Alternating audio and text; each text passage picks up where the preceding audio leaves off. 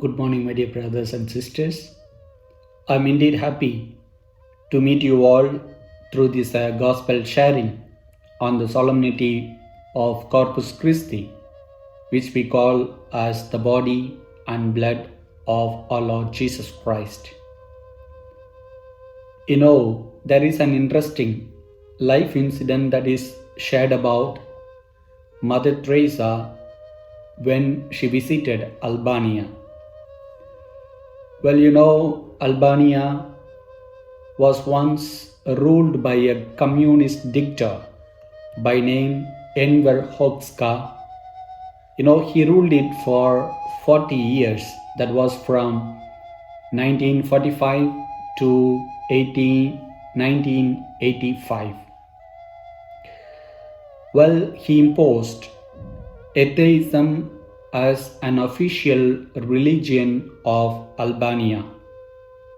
Having or possession of Bible or cross often meant a 10-year prison term. In fact, in the year 1985, he welcomed Mother Teresa to Albania.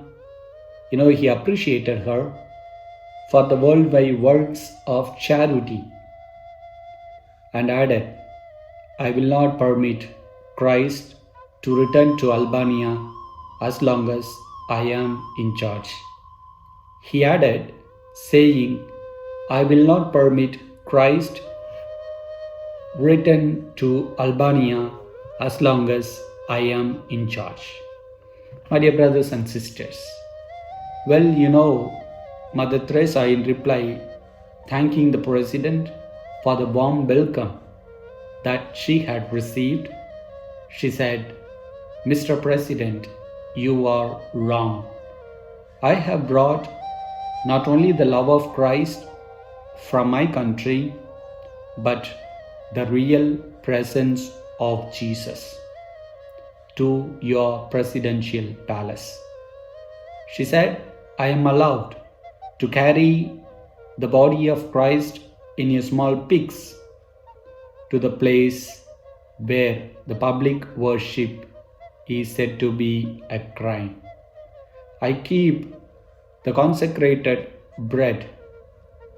I keep the presence of Jesus in my pocket.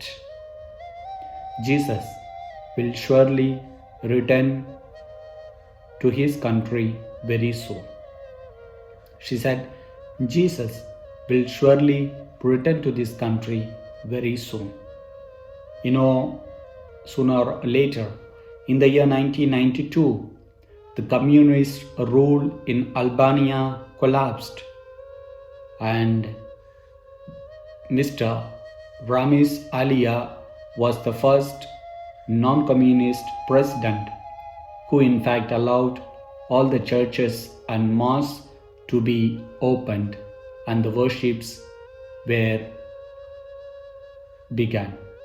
My dear brothers and sisters, this Mr. President Ramiz Alia awarded Mother Teresa with the Albanian citizenship and also created Mother Teresa Praise for those who do the works of charity. My dear brothers and sisters, to the person who said, "I will not permit Christ to return to Albania as long as I am in charge," Christ, the presence of Christ, had in fact made a great miracle in the lives of Albanians that they all went back to their worship of the great sacrifice of Eucharist. My dear brothers and sisters, a good Catholic follower of Osho Rajneesh, he asked him once, who was called as a controversial God man. He asked about the difference between Buddha and Jesus. He said, Osho Rajneesh began, Buddha, while he was on his deathbed, one of his followers asked him for memorial. Buddha on his deathbed gave a jasmine flower. The flower dried up, his memorial dwindled. But the case of Jesus is different.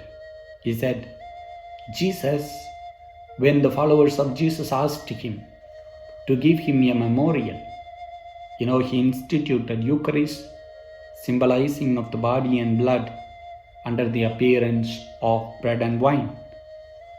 And he commanded his disciples to do this in memory of him. Thus, Jesus gave an everlasting memorial. Buddha lives only in the history books. Jesus lives in the hearts of every believer just because he had made an everlasting memorial. My dear brothers and sisters, this Osho Rajneesh, who was a controversial godman who declared himself as the one who had attained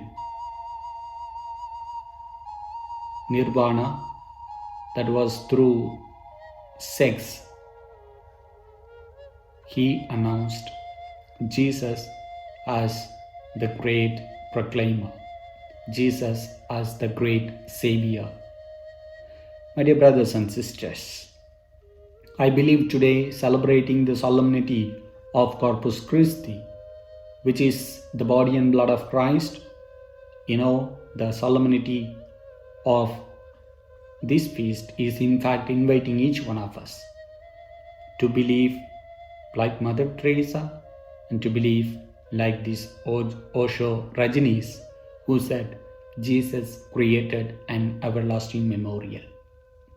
Yes, my dear brothers and sisters, Jesus had created an everlasting memorial for you and for me as the followers of Christ. There is no doubt about it.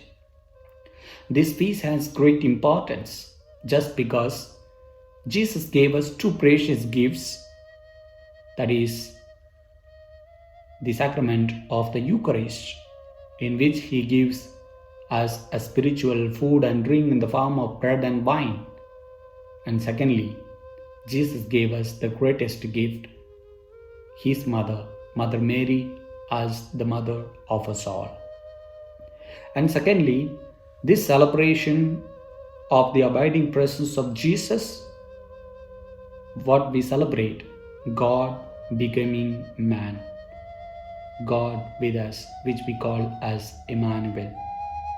And thirdly, this celebration has a great importance just because it gives us an occasion to learn about the importance and values of the real presence of Jesus.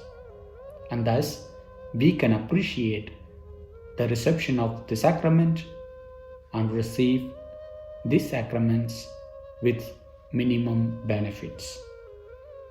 We celebrate this solemnity for another 3 reasons.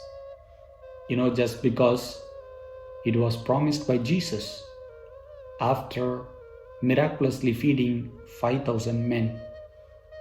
He instituted the Holy Eucharist during the Last Supper while commanding his disciples to do this in memory of him.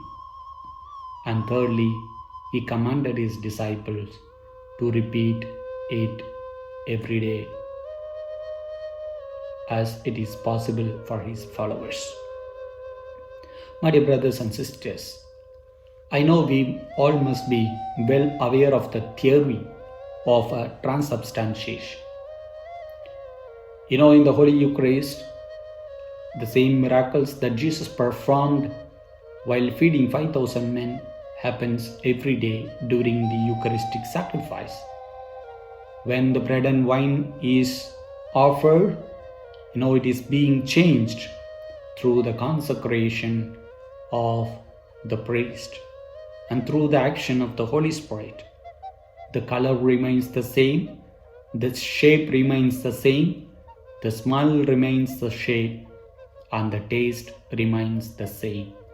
Yet, the bread and wine becomes the body and blood of Christ. And that is the theory of transubstantiation, and we all believe in it. And that is why our Christian life is being nourished every day. My dear brothers and sisters, well, the first reading is taken from the book of Deuteronomy, chapter 8, verse 2 to 3, and verse 14 and 16. In which Moses instructs the people to remember and not forget.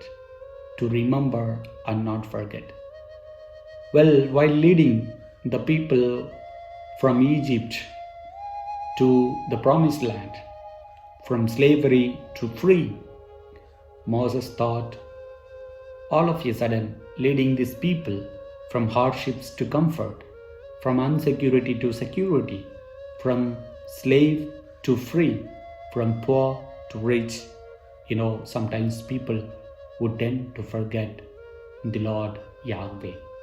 And that is why Moses instructs the people, remember, not forget. The same remembrance is given to each one of us today. When we are relieved from hardships to comfort, from insecurity to security, from slave to free, from poor to rich, remember the goodness of the Lord. Never forget the favors the Lord had done to each one of us. The second reading is taken from St. Paul's first letter to the Corinthians, chapter 10, verse 16 to 17. He wrote against the believers who were rude in their celebration of the Last Supper or the Eucharistic sacrifice. He says, the cup of blessing is a sharing in the blood of Christ. The bread we break is a sharing in the body of Christ. He says, the cup of blessing is a sharing in the blood of Christ. The bread we break is a sharing in the body of Christ. My dear brothers and sisters, when we celebrate this Eucharistic sacrifice with utmost care, with the maximum benefit, we should be able to celebrate it respectively.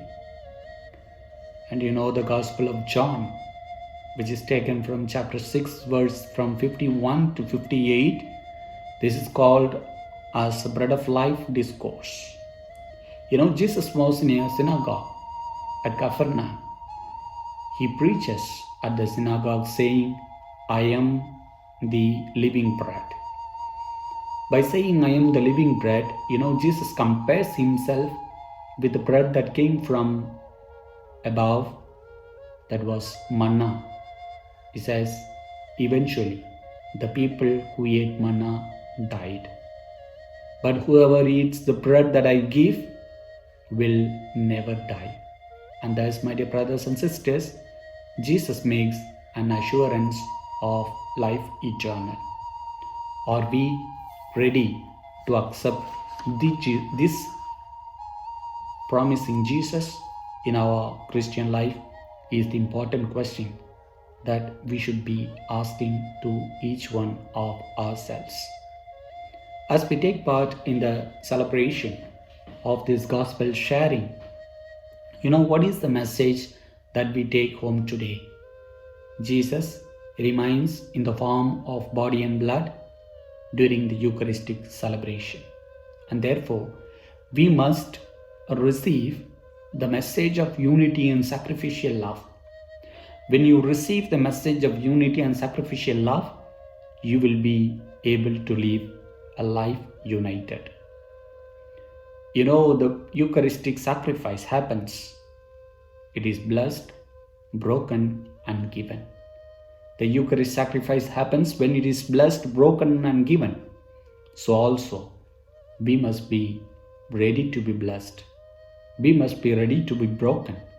We must be ready to be shared among our brothers and sisters. Thirdly, prepare yourselves before you receive the Holy Communion.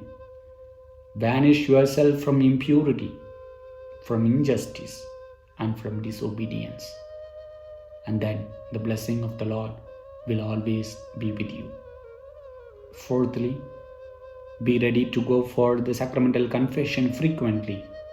This is one of the most fabulous sacrament that Jesus had instituted for each one of us to be reconciled with the Lord. And finally, try to become a Christ bearers and try to become a Christ conveyors. Try to become a Christ bearers and try to become Christ conveyors, and thus the blessing of the Lord will always remain with us on this great day of solemnity of Corpus Christi. May the divine presence of Jesus, who says, I am the living bread, be always with us to guide and bless us. May the Almighty Lord bless us all on this beautiful day. Amen. In the name of the Father, and of the Son, and of the Holy Spirit. Amen.